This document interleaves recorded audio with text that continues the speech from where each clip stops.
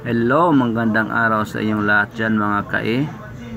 Ngayon tong araw na po ay inagang mais lang po ang hapunan namin. Kasi may bigas na po yun ko. Tama lang yun po bukas. Kaya yung hapunan namin po, ito lang pong linagang mais.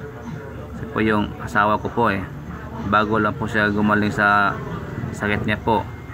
Matanlay pa kasi yung mukha niya po. Tingnan nyo po, parang luya pa kaya buti na lang po yung dalawang anak ko malakas kumain ng linaga ng mais, kaya ito lang po yung hapunan namin.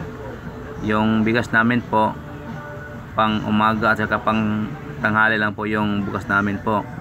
Sa Lunes naman po balik trabaho na po ako kasi ilang araw ako walang trabaho.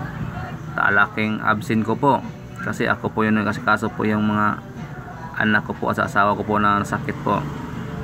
Sana po naiintindihan niyo po kami po. Sana tulungan niyo po yung video namin po. Sana suportahan niyo po kami. Paki-like naman and share sa aming video naman po. Paki-subscribe naman po.